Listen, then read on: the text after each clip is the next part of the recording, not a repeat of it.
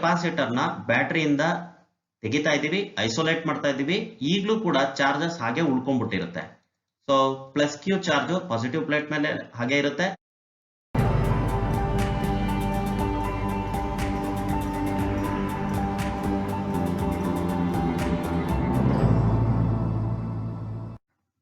Two spheres carrying charges plus 6 microcoulomb and plus 9 microcoulomb separated by a distance d experiences a force of repulsion F.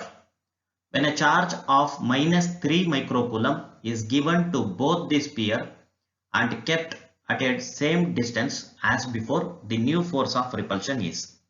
ಇಲ್ಲಿ coulombs law of electrostatic force ನಮ್ಗೆ ಗೊತ್ತಿದೆ.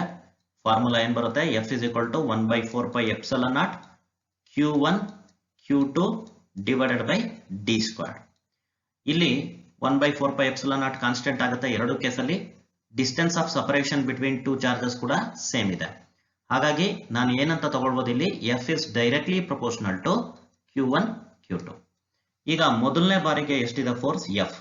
ಎರಡನೇ ಬಾರಿಗೆ force ಎಷ್ಟಿದೆ ಅಂತ ಅನ್ಕೊಳ್ಳೋಣ? F dash. ಅವುಗಳ ratio ಏನಾಗಿರ್ಬೇಕಾಗಿದ್ರೆ product of charges initially to the product of charges finally, ಆ ರೇಷಿಯೋಗೆ ಸಮನಾಗಿರಬೇಕು. ಮೊದಲು ಎಷ್ಟಿದೆ? 6 ಮತ್ತೆ 9. ಇದು ಚಾರ್ಜಸ್ ಮೈಕ್ರೋಕೂಲಮ್ ಮತ್ತೆ ಮೈಕ್ರೋಕೂಲಮ್ ಯೂನಿಟ್ ಕ್ಯಾನ್ಸಲ್ ಆಗುತ್ತೆ, ಹಾಗಾಗಿ ಬರಿತಾ ಇಲ್ಲ. ಎರಡನೇ ಬಾರಿಗೆ ಚಾರ್ಜ್ ಏನಾಗುತ್ತೆ ನೋಡಿ, 6 ಮೈಕ್ರೋಕೂಲಮ್ಗೆ -3 ಮೈಕ್ರೋಕೂಲಮ್ ಸೇರಿಸಿದ್ರೆ ಉಳ್ಕೊಳ್ಳತಕ್ಕಂಥದ್ದು 3 ಮೈಕ್ರೋಕೂಲಮ್. 9 ಮೈಕ್ರೋಕೂಲಮ್ಗೆ -3 ಮೈಕ್ರೋಕೂಲಮ್ ನ ಸೇರಿಸಿದ್ರೆ ಉಳ್ಕೊಳ್ತಕ್ಕಂಥದ್ದು 6 ಮೈಕ್ರೋಕೂಲಮ್.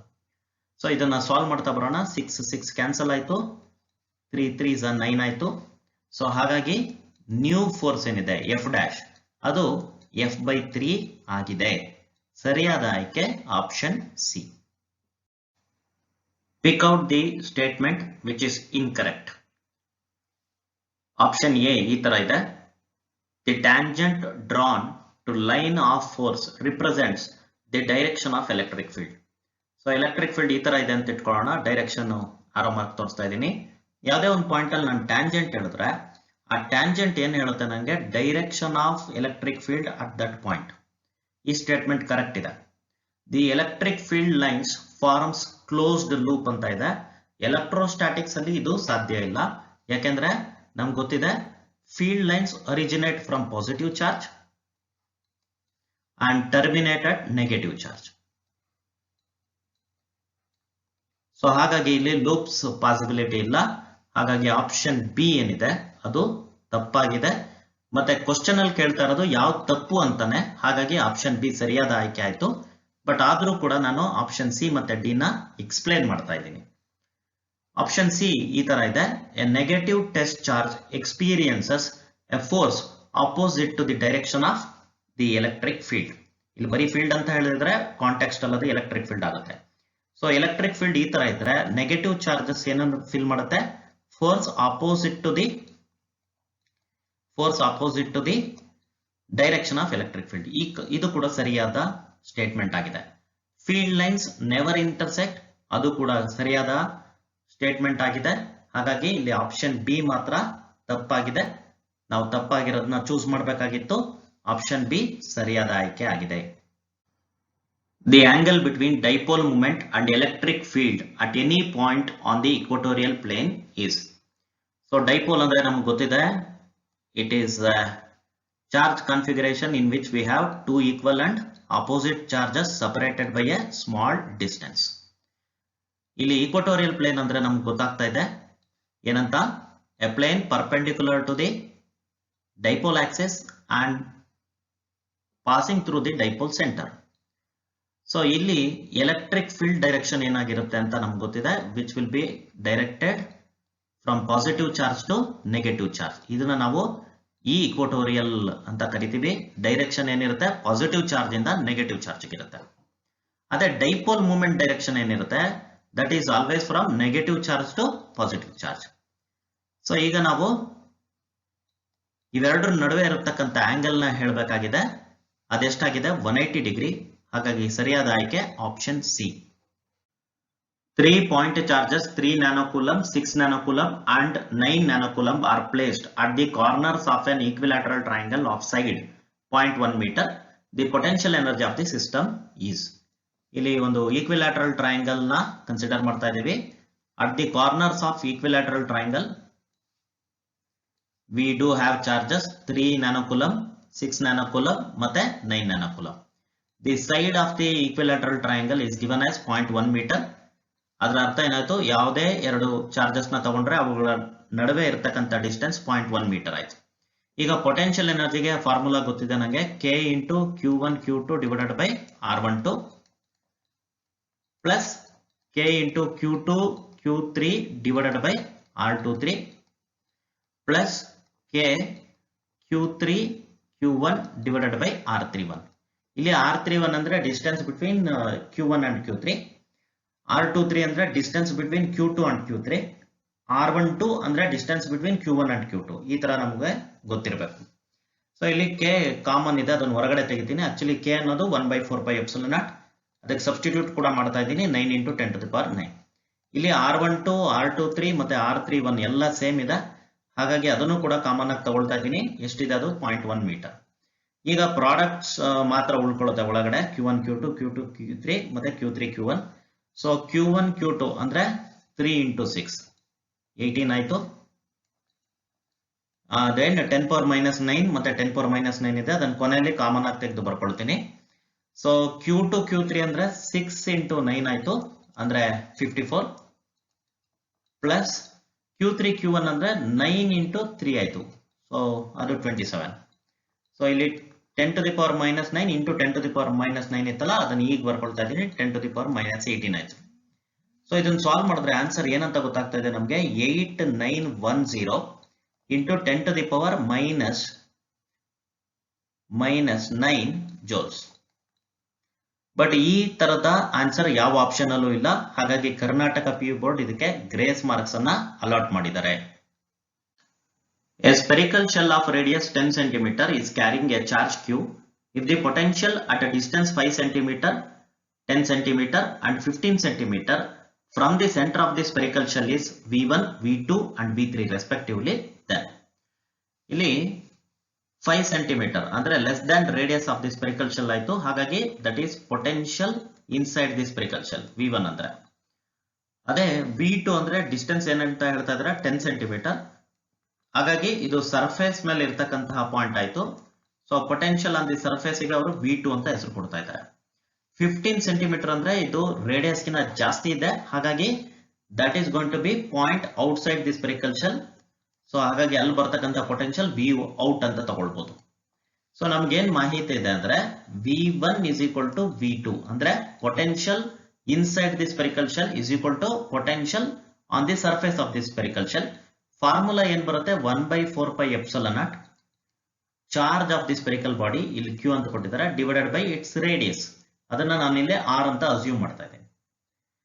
ಓಕೆ, ಸೊ ಈಗ potential outside the spherical shell ತಗೊಂಡ್ರೆ ನಾನು V ಔಟ್ ಅಂತ ಹೇಳ್ತೀನಿ, ಅದನ್ನ ಇಲ್ಲಿ V3 ಅಂತ ಕೊಟ್ಟಿದ್ದಾರೆ. ಅದಕ್ಕೆ ಬರತಕ್ಕಂತ ಫಾರ್ಮುಲಾ ಏನು, 1/4πε0 the charge of the spherical shell divided by distance of the point from the centre of the spherical shell. ಅಂದ್ರೆ ಇಲ್ಲಿ ಏನ್ ಮಾಹಿತಿ ಸಿಗ್ತಾ ಇದೆ ನನಗೆ ಅಂದ್ರೆ V3 is inversely proportional to the distance. ಅಂದ್ರೆ ಡಿಸ್ಟೆನ್ಸ್ ಜಾಸ್ತಿ ಆಗ್ತಾ ಹೋದ್ರೆ V3 ಕಡಿಮೆ ಆಗ್ತಾ ಹೋಗ್ತದೆ. ಸೊ ಈಗ ಇವನ್ ಮೂರನ್ನು ಸೇರಿಸಿ ಹೇಳೋದಾದ್ರೆ V1 ಮತ್ತೆ V2 ಎರಡು ಈಕ್ವಲ್ ಟು ಈಚ್ ಅದರ್ ಇದೆ. ಇನ್ಫ್ಯಾಕ್ಟ್ ಇದು ಮ್ಯಾಕ್ಸಿಮಮ್ ಇರುತ್ತೆ, ಇನ್ಫ್ಯಾಕ್ಟ್ ಇದು maximum potential due to spherical shell. So ಇವೆರಡು ಏನಿರುತ್ತೆ, ಇವು ಗ್ರೇಟರ್ ದನ್ V3 ಆಗಿರುತ್ತೆ, ಅಂದ್ರೆ potential at the points outside the spherical shell. ಹಾಗಾಗಿ ಸರಿಯಾದ ಆಯ್ಕೆ option C. A parallel plate capacitor is charged and then isolated. The effect of increasing the plate separation on charge, potential and capacitance respectively are. ಇಲ್ಲಿ ಒಂದು capacitor ಇದೆ, ಅದರ capacitance ನಾನು C ಅಂತ ಅನ್ಕೊಳ್ತೀನಿ. ಎಕ್ಸ್ಪ್ರೆಷನ್ ನಮಗೆಲ್ಲ ಗೊತ್ತಿದೆ, epsilon A divided by D. ಇಲ್ಲಿ ಎಪ್ಸಿಲಾನ್ ನಾಟ್ ಅಂದ್ರೆ permittivity of the medium between the plates. ಇಲ್ಲಿ ನಾನು ಅದನ್ನ ಏರ್ ಅಂತ ಅನ್ಕೊಳ್ತಾ ಇದ್ದೀನಿ. A ಅಂದ್ರೆ ಏರಿಯಾ ಆಫ್ ಪ್ಲೇಟ್ಸ್, D ಅಂದ್ರೆ distance of separation between the plates. So ಇಂಥ ಒಂದು ಕೆಪಾಸಿಟರ್ ನ ನಾವು ಬ್ಯಾಟ್ರಿ ಕನೆಕ್ಟ್ ಮಾಡ್ತಾ ಇದೀವಿ. ಬ್ಯಾಟ್ರಿ EMF V ಅಂತ ಅನ್ಕೊಳ್ಳೋಣ. ಸೊ ನಿಧಾನಕ್ಕೆ ಚಾರ್ಜ್ ಬಿಲ್ಡಪ್ ಆಗ್ತಾ ಹೋಗುತ್ತೆ ಕೆಪಾಸಿಟರ್ ಅಲ್ಲಿ, ಫೈನಲ್ ವೋಲ್ಟೇಜ್ ವಿ ಆಗುತ್ತೆ. ಸೊ ಆ ಸಂದರ್ಭದಲ್ಲಿ charge stored by the capacitor ನ ನಾನು ಕ್ಯೂ ಅಂತ ಅನ್ಕೊಳ್ತೀನಿ. ಅದರ ಅರ್ಥ ಪಾಸಿಟಿವ್ ಪ್ಲೇಟ್ ಪ್ಲಸ್ ಕ್ಯೂ ನ ಸ್ಟೋರ್ ಮಾಡಿದೆ, ನೆಗೆಟಿವ್ ಪ್ಲೇಟ್ ಮೈನಸ್ ಕ್ಯೂ ನ ಸ್ಟೋರ್ ಮಾಡಿದೆ ಅಂತ ಅರ್ಥ. ಈಗ ಈ ಕೆಪಾಸಿಟರ್ ನ ಬ್ಯಾಟರಿಯಿಂದ ತೆಗಿತಾ ಇದೀವಿ, ಐಸೋಲೇಟ್ ಮಾಡ್ತಾ ಇದೀವಿ, ಈಗಲೂ ಕೂಡ ಚಾರ್ಜಸ್ ಹಾಗೆ ಉಳ್ಕೊಂಡ್ಬಿಟ್ಟಿರುತ್ತೆ. So plus Q charge positive plate ಮೇಲೆ ಹಾಗೆ ಇರುತ್ತೆ, minus Q charge negative plate ಮೇಲೆ ಹಾಗೆ ಇರುತ್ತೆ.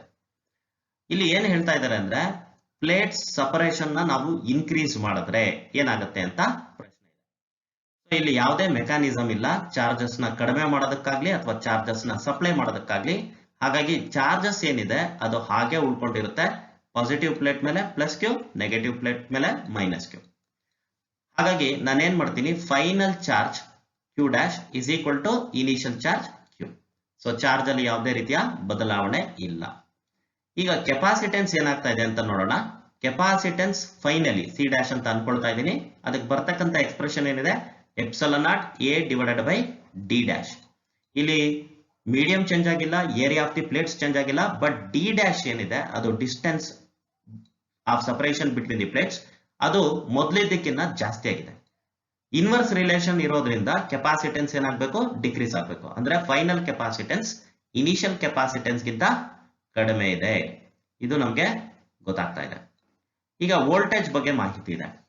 ಸೊ ವೋಲ್ಟೇಜ್, ಕೆಪಾಸಿಟೆನ್ಸ್ ಮತ್ತೆ ಚಾರ್ಜ್ ಇವುಗಳ ನಡುವೆ ಇರತಕ್ಕಂಥ ರಿಲೇಷನ್ ಈ ತರ ಇದೆ. ಏನು, V is equal to Q divided by C.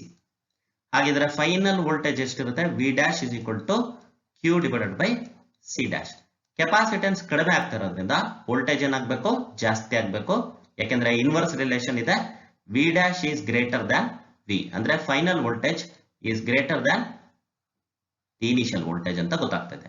ಹಾಗಾಗಿ ನಮಗೆ ಚಾರ್ಜ್ ಕಾನ್ಸ್ಟೆಂಟ್ ಇದೆ, ಪೊಟೆನ್ಷಿಯಲ್ ಡಿಫರೆನ್ಸ್ ಇನ್ಕ್ರೀಸ್ ಆಗ್ತಾ ಇದೆ, ಮತ್ತೆ ಕೆಪಾಸಿಟೆನ್ಸ್ ಡಿಕ್ರೀಸ್ ಆಗ್ತಾ ಇದೆ ಅನ್ನುವ ಆಪ್ಷನ್ ಹುಡುಕ್ಬೇಕಾಗಿದೆ. ಹಾಗಾಗಿ ಸರಿಯಾದ ಆಯ್ಕೆ option D. 4 identical cells of EMF E and internal resistance R are to be connected in series. Suppose if one of the cell is connected wrongly, the equivalent EMF and effective internal resistance of the combination is. ಇಲ್ಲಿ 4 identical cells ಯಾವ ತರ connect ಆಗಿದೆ ನೋಡ್ಕೊಳ್ಳಿ. ಎಲ್ಲಾದ್ರದ್ದು EMF ಏನಂತ ಇದೆ, E ಅಂತ ಇದೆ. Internal resistance small r ಅಂತ ಕೊಟ್ಟಿದ್ದಾರೆ. Internal resistance of the cell ನ ನಾವು ಸೆಲ್ಗೆ ಸೀರೀಸ್ ಆಗಿ ಕನೆಕ್ಟ್ ಆಗಿದೆ ಅಂತ ಇಮ್ಯಾಜಿನ್ ಮಾಡ್ಕೊಳ್ಬಹುದು. ಹಾಗಾಗಿ ನಾನು ಸರ್ಕ್ಯೂಟ್ ಅಲ್ಲಿ ಇಂಟರ್ನಲ್ ರೆಸಿಸ್ಟೆನ್ಸ್ ಈ ತರ ಬರೀತಾ ಇದ್ದೀನಿ. ಈಗ ಸೀರೀಸ್ ಕಾಂಬಿನೇಷನ್ ಇದ್ದಾಗ ಈ ಇಕ್ವಿವಲೆಂಟ್ ಏನಾಗಿರುತ್ತೆ ಅಂತ ನಮ್ಗೆ ಗೊತ್ತಿದೆ, E1 plus E2 plus E3 plus E4 so on. But ಇಲ್ಲಿ 4 ಸೆಲ್ ಇರೋದ್ರಿಂದ ಇಲ್ಲಿಗೆ ಸ್ಟಾಪ್ ಮಾಡ್ತಾ ಇದ್ದೀನಿ. E1 ಎಷ್ಟಿದೆ, E ಪ್ಲಸ್ E2 ಎಷ್ಟಿದೆ, E, ಬಟ್ ಪೊಲಾರಿಟಿ ರಾಂಗ್ ಆಗಿರೋದ್ರಿಂದ ಮೈನಸ್ E, ಪ್ಲಸ್ E3 ಎಷ್ಟಿದೆ, E, E4 ಎಷ್ಟಿದೆ, E. ಆನ್ಸರ್ ಎಷ್ಟು ಅಂತ ಗೊತ್ತಾಗ್ತಾ ಇದೆ, 2E. ಇಲ್ಲೊಂದು ಶಾರ್ಟ್ ಕಟ್ ಫಾರ್ಮುಲಾ ನಾನು ನಿಮ್ಗೆ ಹೇಳ್ಕೊಡ್ತಾ ಇದ್ದೀನಿ. ಸೀರೀಸ್ ಕಾಂಬಿನೇಷನ್ ಅಲ್ಲಿ m ಸೆಲ್ಸ್ ಕನೆಕ್ಟ್ ಆಗಿದೆ ಅಂತ ಇಟ್ಕೊಳ್ಳೋಣ, ಐಡೆಂಟಿಕಲ್ ಸೆಲ್ಸ್. ಅದರಲ್ಲಿ n ಸೆಲ್ಸ್ ರಾಂಗ್ ಪೊಲಾರಿಟಿ ಒಂದಿಗೆ ಕನೆಕ್ಟ್ ಆಗಿದೆ. ಆಗ ಬರ್ತಕ್ಕಂತಹ ಶಾರ್ಟ್ ಕಟ್ ಫಾರ್ಮುಲಾ ಈ ಇಕ್ವಿವಲೆಂಟ್ ಗೆ ಏನಾಗಿರುತ್ತೆ, m minus 2n into E. ಇದರ ಅರ್ಥ ಏನು ಅಂದ್ರೆ ಒನ್ ಸೆಲ್ ನ ನಾವು ರಾಂಗ್ ಪೊಲಾರಿಟಿ ಒಂದಿಗೆ ಕನೆಕ್ಟ್ ಮಾಡಿದ್ರೆ ಅದು 2 ಸೆಲ್ ನ ಸೀರೀಸ್ ಕಾಂಬಿನೇಷನ್ ಇಂದ ತೆಗೆದಂಗಿರುತ್ತೆ. One cell connected wrongly is equivalent to removal of 2 cells from the combination. So ಈ ಐಡಿಯಾದ ಮೇಲೆ ನಾನು ಈ ಶಾರ್ಟ್ ಕಟ್ ಫಾರ್ಮುಲಾ ಕೊಡ್ತಾ ಇದ್ದೀನಿ. ಇಲ್ಲಿ R ಇಕ್ವಿವಲೆಂಟ್ ಕಂಡುಹಿಡಿಬೇಕು. ನೆನ್ಪಿಡಿ, ರೆಸಿಸ್ಟೆನ್ಸ್ ಪೊಲಾರಿಟಿ ಇಲ್ಲದೆ ಇರತಕ್ಕಂತಹ ಕಾಂಪೋನೆಂಟ್ ಡಿವೈಸ್. ಹಾಗಾಗಿ ಅದು ಹೆಂಗೆ ಕನೆಕ್ಟ್ ಆಗಿದ್ರು ಆಡ್ ಆಗ್ತಾ ಹೋಗುತ್ತೆ ಸೀರೀಸ್ ಕಾಂಬಿನೇಷನ್ ಅಲ್ಲಿ. ಇಲ್ಲಿ 4 ರೆಸಿಸ್ಟೆನ್ಸ್ ಸೀರೀಸ್ ಅಲ್ಲ ಇದೆ, ಹಾಗಾಗಿ ಎಫೆಕ್ಟಿವ್ ರೆಸಿಸ್ಟೆನ್ಸ್ 4R. ಸೊ ಈ ಉತ್ತರ ನಮಗೆ ಆಪ್ಷನ್ ಸಿ ನಲ್ಲಿ ಸಿಗ್ತಾ ಇದೆ. ಹಾಗಾಗಿ ಆಪ್ಷನ್ ಸಿ ಸರಿಯಾದ ಆಯ್ಕೆ. 3 resistances 2 ohm, 3 ohm and 4 ohm are connected in parallel. The ratio of currents passing through them when a potential difference is applied across its ends will be. ಇಲ್ಲಿ Ohm's law ಪ್ರಕಾರ ನಮಗೆ current through A resistor ಏನಂತ ಗೊತ್ತಿದೆ, potential difference across the ends of the resistor divided by its resistance. ಈಗ ನಾವು ಎಲ್ಲಾ resistors ನು parallel ಆಗಿ ಕನೆಕ್ಟ್ ಮಾಡಿರೋದ್ರಿಂದ voltage across each resistor will be same. ಹಾಗಾಗಿ ನಾವೇನ್ ಬರ್ಕೊಳ್ಬಹುದು, current through each resistor is inversely proportional to the resistance value of the resistor. ಹಾಗಾದ್ರೆ current ratio I1 is to I2 is to I3 ಇದೇನಕ್ಕೆ ಸಮನಾಗಿರುತ್ತೆ, 1/R1 is to 1/R2 is to 1/R3. ಈಗ substitute ಮಾಡ್ತಾ ಬರೋಣ. 1/R1 ಅಂದ್ರೆ 1/2 ಆಯ್ತು, 1/R2 ಅಂದ್ರೆ 1/3 ಆಯ್ತು, 1/R3 ಅಂದ್ರೆ 1/4 ಆಯ್ತು. ಇದೆಲ್ಲದನ್ನು 12 ಇಂದ ಮಲ್ಟಿಪ್ಲೈ ಮಾಡ್ತಾ ಇದ್ದೀನಿ. ಸೊ ಏನಾಗ್ತದೆ ಆನ್ಸರ್ 6:4:3. ಹಾಗಾಗಿ ಸರಿಯಾದ ಆಯ್ಕೆ option B. Two cells of EMF E1 and E2 are joined in opposition such that E1 is greater than E2. If R1 and R2 be the internal resistances and capital R be the external resistance, then the terminal potential difference is. ಇಲ್ಲೊಂದು ಸ್ವಲ್ಪ confuse ಆಗೋ ಸಾಧ್ಯತೆ ಇದೆ. Terminal PD ಅಂತ ಕೇಳ್ತಾ ಇದ್ದಾರೆ, but ಯಾವ cell across ಅಂತ ಮಾಹಿತಿ ಕೊಟ್ಟಿಲ್ಲ. ಹಾಗಾಗಿ ಗೊಂದಲಕ್ಕೆ ಈಡಾಗೋದು ಸಹಜ. ಬಟ್ ಇಲ್ಲಿ ನೀವೇನಂತ ತಿಳ್ಕೊಳ್ಬೇಕು ಅಂದ್ರೆ, ಈ ಎರಡೂ ಸೆಲ್ಲಿನ ಈಕ್ವಲೆಂಟ್ EMF ಕಂಡಿಡಿದು, ಈಕ್ವಲೆಂಟ್ ಇಂಟರ್ನಲ್ ರೆಸಿಸ್ಟೆನ್ಸ್ ಕಂಡಿಡಿದು ಅದನ್ನ AB ನಡುವೆ ಕನೆಕ್ಟ್ ಮಾಡಿದ್ರೆ ನಮಗೆ ಏನು ಟರ್ಮಿನಲ್ PD ಬರ್ತಾ ಇದೆ ಅನ್ನೋ ರೀತಿಯಲ್ಲಿ ಇಲ್ಲಿ ಪ್ರಶ್ನೆ ಮಾಡಿದ್ದಾರೆ. ಸೊ ಈಗ ಈ ಈಕ್ವಲೆಂಟ್ ಹೆಂಗ್ ಕಂಡಿಡಿತೀನಿ ನೋಡಿ. ಜನರಲಿ ಅದು E1 ಪ್ಲಸ್ E2 ಇರುತ್ತೆ, ಬಟ್ ಇಲ್ಲಿ ಪೊಲಾರಿಟಿ ರಿವರ್ಸ್ ಆಗಿರೋದ್ರಿಂದ E1 ಮೈನಸ್ E2 ಆಯ್ತು. ಆರ್ ಈಕ್ವಲೆಂಟ್ ಎಷ್ಟಾಗುತ್ತೆ, R1 ಪ್ಲಸ್ R2. ಇಲ್ಲಿ ಯಾವಾಗ್ಲೂ ಪ್ಲಸ್ ಸೈನ್ ಬರುತ್ತೆ, ಯಾಕೆಂದ್ರೆ ರೆಸಿಸ್ಟರ್ಸ್ಗೆ ಪೊಲಾರಿಟಿ ಇಲ್ಲ.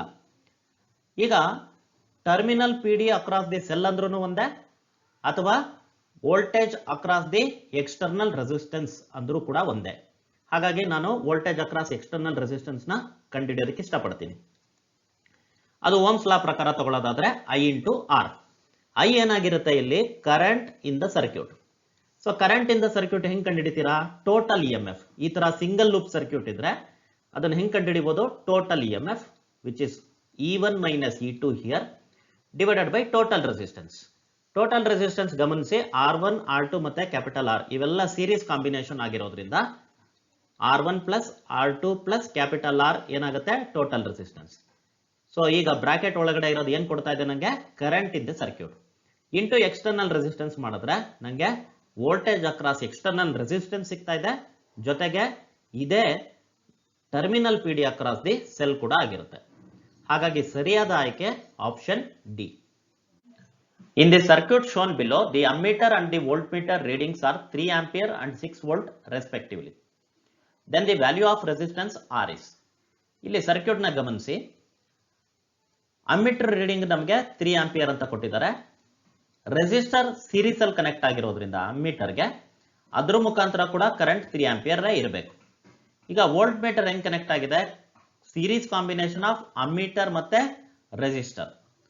ಇದರ ರೀಡಿಂಗ್ ಏನಿದೆ 6 ವೋಲ್ಟ್ಸ್ ಅಂತ ಇದೆ. ಹಾಗಾಗಿ ಸ್ವಲ್ಪ ಪೊಟೆನ್ಷಿಯಲ್ ಡಿಫರೆನ್ಸ್ ಅಮ್ಮೀಟರ್ ಕಡೆ ಇರುತ್ತೆ, ಇನ್ನು ಉಳಿದಿರೋದು ರೆಸಿಸ್ಟರ್ ಅಕ್ರಾಸ್ ಅಲ್ಲಿ ಇರುತ್ತೆ. ಹಾಗಾಗಿ voltage across resistor less than 6 volts ಅಂತ ನಾನು ತಗೊಳ್ಬಹುದು.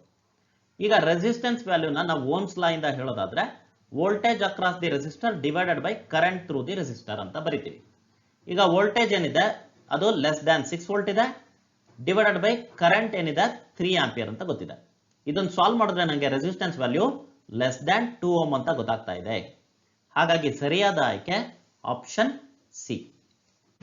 ಇನ್ Wheatstone network P is equal to 2 ohm, Q is equal to 2 ohm, R is equal to 2 ohm and S is equal to 3 ohm. The resistance with which S is to be shunted in order that the bridge may be balanced is. ನಮಗೆ Wheatstone network ಈ ತರ ಇರುತ್ತೆ ಅಂತ ಗೊತ್ತಿದೆ. ಇಲ್ಲಿ ಏನಂತ ಮಾಹಿತಿ ಇದೆ ನಮಗೆ, resistance P is equal to 2 ohm, resistance Q ಅದು ಕೂಡ 2 ohm ಇದೆ, ರೆಸಿಸ್ಟೆನ್ಸ್ R ಅದು ಕೂಡ 2 ಓಮ್ ಇದೆ, ರೆಸಿಸ್ಟೆನ್ಸ್ ಎಸ್ ಏನಿದೆ ಅದು 3 ಓಮ್ ಆಗಿದೆ. ಈಗ ಇವ್ರೇನಂತ ಪ್ರಶ್ನೆ ಮಾಡ್ತಿದ್ದಾರೆ ಅಂದ್ರೆ, ಎಸ್ ಓಮಿಗೆ ಯಾವ ರೆಸಿಸ್ಟೆನ್ಸ್ ನ ಪ್ಯಾರಲಲ್ ಆಗಿ ಕನೆಕ್ಟ್ ಮಾಡಿದ್ರೆ ನಮ್ಗೆ ಬ್ರಿಡ್ಜ್ ಬ್ಯಾಲೆನ್ಸ್ ಆಗುತ್ತೆ ಅಂತ ಕೇಳ್ತಾ ಇದ್ದಾರೆ. ಅದನ್ನ ನಾವು ಎಕ್ಸ್ ಅಂತ ಅಂದ್ಕೊಳ್ಳೋಣ. ಈಗ ಬ್ರಿಡ್ಜ್ ಬ್ಯಾಲೆನ್ಸ್ ಆಗಿದೆ. ಬ್ರಿಡ್ಜ್ ಬ್ಯಾಲೆನ್ಸ್ ಆದ್ರೆ ಕಂಡೀಷನ್ ಏನು ಹೇಳುತ್ತೆ? ಕಂಡೀಷನ್ ಏನು ಹೇಳುತ್ತೆ? P by Q is equal to R divided by resistance of this branch. Resistance of this branch ಏನಾಗುತ್ತೆ ನೋಡ್ಕೊಳ್ಳಿ, ಎರಡು ಪ್ಯಾರಲಲ್ ಕಾಂಬಿನೇಷನ್ ಆಗಿರೋದ್ರಿಂದ SX divided by S plus X. ಇದನ್ನು ನಾವು ಸಾಲ್ವ್ ಮಾಡ್ತಾ ಬರೋಣ. 2 by 2 is equal to 2 divided by SX divided by S plus X. So ಇದರ ಮಾಹಿತಿ ನಮ್ಗೆ ಏನಂತ ಗೊತ್ತಾಗುತ್ತೆ? SX divided by S plus X 2 ಆಗಿರಬೇಕು. ಈಗ ಸಬ್ಸ್ಟಿಟ್ಯೂಟ್ ಮಾಡೋಣ. S ಏನಂತ ಗೊತ್ತಿದೆ? 3x divided by 3 plus x. ಇದನ್ನು ಸಾಲ್ವ್ ಮಾಡಿದ್ರೆ ನಮಗೆ x ವ್ಯಾಲ್ಯೂ 6 ಓಮ್ ಅಂತ ಗೊತ್ತಾಗ್ತಾ ಇದೆ. ಹಾಗಾಗಿ ಸರಿಯಾದ ಆಯ್ಕೆ option D. The resistance of the bulb filament is 100 ohm at a temperature of 100 degrees Celsius. If the temperature coefficient of resistance be 0.005 per degree Celsius, its resistance will become 200 ohm at a temperature. ಇಲ್ಲಿ ನಮಗೆ general equation of resistance at T degree Celsius ಗೊತ್ತಿದೆ. ಅದು R0 into 1 plus alpha T. ಇಲ್ಲಿ R0 ಅಂತಕ್ಕಂಥದ್ದು resistance at 0 degree Celsius, alpha ಅಂತಕ್ಕಂಥದ್ದು it's temperature coefficient of resistance, T ಅಂತಕ್ಕಂಥದ್ದು temperature at which we need to know the new resistance. ಈಗ ನಾನು ಮೊದಲನೇ ಕೇಸಿಗೆ equation ಬರಿತಾ ಇದ್ದೀನಿ. ಅಲ್ಲಿ ರೆಸಿಸ್ಟೆನ್ಸ್ 100 ಓಮ್ ಇದೆ, R0 ಗೊತ್ತಿಲ್ಲ, ಹಾಗಾಗಿ R0 ಅಂತಾನೆ ತಗೊಳ್ತಾ ಇದ್ದೀನಿ. 1 ಪ್ಲಸ್ ಆಲ್ಫಾ ಟಿ. ಆಲ್ಫಾ ಎಷ್ಟು ಇದೆ? ಅದು 0.005 ಇದೆ. ಅದನ್ನು ಕೊನೆಯದಾಗಿ ಸಬ್ಸ್ಟಿಟ್ಯೂಟ್ ಮಾಡ್ತೀನಿ. ಈಗಲೇ ಸಬ್ಸ್ಟಿಟ್ಯೂಟ್ ಮಾಡಿದ್ರೆ ಕ್ಯಾಲ್ಕುಲೇಷನ್ ಸ್ವಲ್ಪ ಕಷ್ಟ ಆಗ್ಬೋದು. ಟಿ ಎಷ್ಟಿದೆ? 100 ಡಿಗ್ರಿ ಸೆಲ್ಸಿಯಸ್. ಹಾಗಾಗಿ ಆಲ್ಫಾ ಟಿನ ನಾನು 100 ಆಲ್ಫಾ ಅಂತ ಬರ್ಕೊಳ್ತಾ ಇದ್ದೀನಿ. ಎರಡನೇ ಕೇಸಿಗೆ ಈಕ್ವೇಶನ್ ಬರಿತಾ ಇದ್ದೀನಿ. ರೆಸಿಸ್ಟೆನ್ಸ್ ಎಷ್ಟಿದೆ? 200 ohm. Sorry, resistance at 0 degree Celsius ಗೊತ್ತಿಲ್ಲ. 1 ಪ್ಲಸ್, ಈಗ ಟೆಂಪರೇಚರ್ ಎಷ್ಟಿದೆ ಅಂತ ಪ್ರಶ್ನೆ ಮಾಡ್ತಾ ಇದ್ದಾರೆ, ಅದನ್ನ ನಾನು ಟಿ ಅಂತ ಅನ್ಕೊಳ್ತಾ ಇದ್ದೀನಿ. ಹಾಗಾಗಿ ಇದೇನಾಗುತ್ತೆ? Alpha T. ಈಗ ಇವೆರಡು ರೇಷಿಯೋ ತಗೊಳ್ತೀನಿ ನಾನು. ಯಾಕೆ ರೇಷಿಯೋ ತಗೊಳ್ತಾ ಇದ್ದೀನಿ? R0 ಕ್ಯಾನ್ಸಲ್ ಔಟ್ ಆಗುತ್ತೆ. ಸೊ ಈಗ ನನಗೇನು ಮಾಹಿತಿ ಸಿಗ್ತಾ ಇದೆ ನೋಡ್ಕೊಳ್ಳಿ. 1/2 is equal to 1 plus 100 alpha divided by 1 plus alpha t. Cross multiply ಮಾಡ್ತಾ ಇದ್ದೀನಿ. 2 plus 200 alpha is equal to 1 plus alpha t ಅಂತ ಸಿಗ್ತಾ ಇದೆ. ಈಗ ಆಲ್ಫಾ ಇರೋ ಟರ್ಮ್ಸ್ ಒಂದ್ ಕಡೆ ತಗೊಂತೀನಿ. 2 minus 1 ಆಯ್ತು, ಅದು 1 ಆಯ್ತು. 200 ಆಲ್ಫಾ ಈ ಕಡೆ ಬಂದ್ರೆ ಆಲ್ಫಾ ಟಿ ಮೈನಸ್ 200 ಆಲ್ಫಾ ಇದೆ. ಸೊ ಆಲ್ಫಾ ಕಾಮನ್ ತಗೊಂಡ್ರೆ ನಂಗೆ ಟಿ ಮೈನಸ್ 200 ಅಂತ ಸಿಗ್ತಾ ಇದೆ. ಸೊ ಹಾಗಾದ್ರೆ ಟಿ ಮೈನಸ್ 200 ಏನಾಗುತ್ತೆ ನೋಡೋಣ. T minus 200 is equal to 1 divided by alpha ಅಂತ ಆಯ್ತು. ಈಗ ನಾನು ಆಲ್ಫಾ ವ್ಯಾಲ್ಯೂ ಸಬ್ಸ್ಟಿಟ್ಯೂಟ್ ಮಾಡ್ತಾ ಇದ್ದೀನಿ. 5 into 10 to the power minus 3. So ಅಂದ್ರೆ ಏನಾಯ್ತು? ಇದು 1000 divided by 5. 1000 divided by 5 ಎಷ್ಟಾಯ್ತು? 200. ಸೊ ಹಾಗಿದ್ರೆ T minus 200 is equal to 200. ಅದರ ಅರ್ಥ T is equal to 400 degree Celsius. ಸರಿಯಾದ ಆಯ್ಕೆ option B. 2 concentric coils, each of radius equal to 2 pi centimeter, are placed at right angles to each other. If 3 ampere and 4 ampere are the currents flowing through the two coils respectively, the magnetic induction in Weber per meter squared at the center of the coils will be. ಎರಡು coils ಇದೆ, ಅವು perpendicular to each other ಆಗಿ place ಆಗಿದೆ, ಈ ತರ diagram ಅಲ್ಲಿ ತೋರಿಸಿದ ತರ. ಸೊ ಇವುಗಳಿಂದ ಪ್ರೊಡ್ಯೂಸ್ ಆಗ್ತಿರೋ ಮ್ಯಾಗ್ನೆಟಿಕ್ ಫೀಲ್ಡ್ ನ ನಾವು ಕಂಡುಹಿಡಿದು ಅವುಗಳ ರಿಸಲ್ಟೆಂಟ್ ಮ್ಯಾಗ್ನೆಟಿಕ್ ಫೀಲ್ಡ್ ನ ಹೇಳಬೇಕಾಗಿದೆ. ಸೊ ಒಂದು ಕಾಯಿಲ್ ಅಲ್ಲಿ ಕರೆಂಟ್ ಏನಂತ ಕೊಡ್ತಾ ಇದ್ದಾರೆ? 3 ಆಂಪಿಯರ್. ಇನ್ನೊಂದು ಕಾಯಿಲ್ ಅಲ್ಲಿ ಕರೆಂಟ್ ಏನಂತ ಕೊಡ್ತಾ ಇದ್ದಾರೆ? 4 ಆಂಪಿಯರ್. ಸೊ ಇದರಿಂದ ಬರತಕ್ಕಂತ ಮ್ಯಾಗ್ನೆಟಿಕ್ ಫೀಲ್ಡ್ ಡೈರೆಕ್ಷನ್ ಏನಿರುತ್ತೆ? ಟುವರ್ಡ್ಸ್ ರೈಟ್ ಇರುತ್ತೆ. ಅದನ್ನ ನಾನು B1 ಅಂತ ಕರೆದುಕೊಳ್ತಾ ಇದ್ದೀನಿ. ರೆಡ್ ಕಲರ್ ಕಾಯಿಲ್ ಏನ್ ಬರ್ದಿದ್ದೀನಿ ಅದರಿಂದ ಬರ್ತಕ್ಕಂತಹ ಮ್ಯಾಗ್ನೆಟಿಕ್ ಫೀಲ್ಡ್ ಏನಿರುತ್ತೆ ಅದು ಅಪ್ವರ್ಡ್ ಇರುತ್ತೆ. ಅದನ್ನ ನಾನು B2 ಅಂತ ತಗೊಳ್ತೀನಿ. ಈಗ B1 ಮತ್ತೆ B2 ಕಂಡುಹಿಡಿಯೋದಕ್ಕೆ ಜನರಲ್ ಫಾರ್ಮುಲಾ ನನಗೆ ಏನಂತ ಗೊತ್ತಿದೆ? mu naught Ni by 2R. ಈಗ ಸಬ್ಸ್ಟಿಟ್ಯೂಟ್ ಮಾಡ್ತಾ ಬರೋಣ. B1 ಗೋಸ್ಕರ mu naught ಅಂದ್ರೆ 4 pi into 10 to the power minus 7. N ಅನ್ನೋದು ಏನೂ ಕೊಟ್ಟಿಲ್ಲ, ಹಾಗಾಗಿ 1 ಅಂತ ತಗೊಳ್ಬೇಕಾಗತ್ತೆ. ಕರೆಂಟ್ ಎಷ್ಟಿದೆ? ಕರೆಂಟ್ 3 ಆಂಪಿಯರ್ ಇದೆ, ಡಿವೈಡೆಡ್ ಬೈ 2 ಇಂಟು ರೇಡಿಯಸ್ ಏನಂತ ಕೊಟ್ಟಿದ್ದಾರೆ 2π centimetre. Don't forget centimetre convert ಮಾಡ್ಕೊಳ್ಬೇಕು 10⁻²⁻² ಮೀಟರ್ ಅಂತ. ಸೊ ಇದನ್ನು ಸಾಲ್ವ್ ಮಾಡ್ತಾ ಬರೋಣ. 2 ಇಂಟು 2 4 ಆಯ್ತು, 4 ಕ್ಯಾನ್ಸಲ್ ಆಗಿದೆ, ಪೈ ಮತ್ತೆ ಪೈ ಕ್ಯಾನ್ಸಲ್ ಆಗಿದೆ. ಸೊ ಬರ್ತಾ ಇರೋ ಆನ್ಸರ್ ಏನಂತ ಇದೆ? 3 ಇಂಟು 10⁻⁵ ಟೆಸ್ಲಾ. ಅದೇ ತರ B2 ನಾನು ಕ್ಯಾಲ್ಕುಲೇಟ್ ಮಾಡ್ತಾ ಇದ್ದೀನಿ. B2 ಎಷ್ಟು ಬರುತ್ತೆ ನೋಡ್ಕೊಳ್ಳಿ. ಸಬ್ಸ್ಟಿಟ್ಯೂಟ್ ಮಾಡಿದ್ರೆ 4π ಇಂಟು 10⁻⁷. ಇಲ್ಲಿ ನಂಬರ್ ಆಫ್ ಟರ್ನ್ಸ್ ಕೊಟ್ಟಿಲ್ಲ, ಹಾಗಾಗಿ 1 ಅಂತ ಅನ್ಕೊಳ್ತಾ ಇದ್ದೀನಿ. Current in this coil is 4 ampere divided by 2 into radius ಎಷ್ಟಿದೆ, ಇದ್ರದ್ದು ಕೂಡ 2π ಇಂಟು 10⁻⁻² ಮೀಟರ್ಸ್ ಆಗಿದೆ. ಸೊ ಸಾಲ್ವ್ ಮಾಡ್ತಾ ಬಂದ್ರೆ ನಂಗೆ ಆನ್ಸರ್ ಏನಂತ ಗೊತ್ತಾಗ್ತಾ ಇದೆ? 4 ಇಂಟು 10⁻⁻5 ಟೆಸ್ಲಾ. ಈಗ ರಿಸಲ್ಟೆಂಟ್ ಮ್ಯಾಗ್ನೆಟಿಕ್ ಫೀಲ್ಡ್ ಅದು ನಮ್ಗೆ ಗೊತ್ತಿದೆ, parallelogram law of vector addition ಇಂದ ಕಂಡುಹಿಡಿಬಹುದು. ಮತ್ತೆ ಇಲ್ಲಿ ಆಂಗಲ್ 90 ಡಿಗ್ರಿ ಇರೋದ್ರಿಂದ ಇದು ಇನ್ನೂ ಈಸಿ ಆಗುತ್ತೆ. ಸೊ ರಿಸಲ್ಟೆಂಟ್ ಮ್ಯಾಗ್ನೆಟಿಕ್ ಫೀಲ್ಡ್ ಏನಿದೆ ಬಿ, ಅದು ರೂಟ್ ಆಫ್ ಮ್ಯಾಗ್ನಿಟ್ಯೂಡ್ ತಗೊಳ್ಳೋದಾದ್ರೆ root of B1² plus B2² ಆಗುತ್ತೆ. ಸೊ ಇದನ್ನು ಸಾಲ್ವ್ ಮಾಡ್ತಾ ಬಂದ್ರೆ ನನಗೆ 3 ಇದೆ 4 ಇದೆ.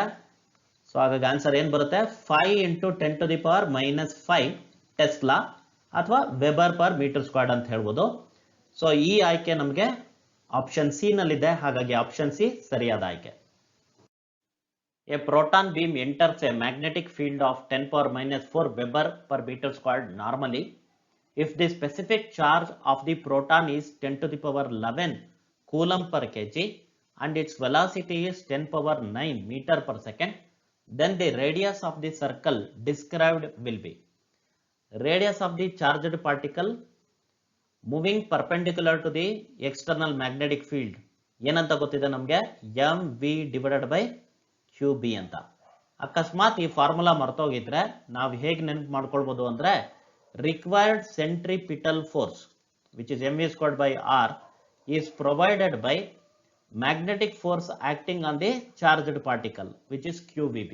ಇದನ್ನ ಇಟ್ಕೊಂಡು ನಾವು ಯಾವ ಫಾರ್ಮುಲಾ ಬೇಕಾದ್ರೂ ಡಿರೈವ್ ಮಾಡಬಹುದು. ರೇಡಿಯಸ್ಗೆ ಆಗಬಹುದು, ವೆಲಾಸಿಟಿಗೆ ಆಗಬಹುದು, ಟೈಮ್ ಪೀರಿಯಡ್ಗೆ ಆಗಬಹುದು, ಫ್ರೀಕ್ವೆನ್ಸಿಗೆ ಆಗಬಹುದು, ಅಥವಾ ಕೈನೆಟಿಕ್ ಎನರ್ಜಿಗೆ ಆಗಬಹುದು. ಸೊ ಇಲ್ಲಿ ನಮಗೆ R = mv/qb ಅಂತ ಬರ್ತಾ ಇದೆ. ಬಟ್ ಅವರು ಸ್ಪೆಸಿಫಿಕ್ ಚಾರ್ಜ್ 10⁻11 ಅಂತ ಹೇಳಿದರೆ, what is specific charge? Charge per unit mass ಅಂತ ಕರಿತೀವಿ. ಅದೆಷ್ಟಿದೆ? 10⁻11 SI ಯೂನಿಟ್ಸ್ ಇದೆ. ಈಗ ಸಬ್ಸ್ಟಿಟ್ಯೂಟ್ ಮಾಡ್ತಾ ಬರೋಣ. m/q ನಾನು 1/, ಸ್ಪೆಸಿಫಿಕ್ ಚಾರ್ಜ್ ಅಂತ ತಗೊಳ್ಬಹುದು. v ಏನಿದೆ 10⁻9 ಡಿವೈಡೆಡ್ ಬೈ 1/, ಸ್ಪೆಸಿಫಿಕ್ ಚಾರ್ಜ್ ಇರೋದ್ರಿಂದ 10⁻11 ಅಂತ ಬರ್ಕೊಳ್ಬೇಕು.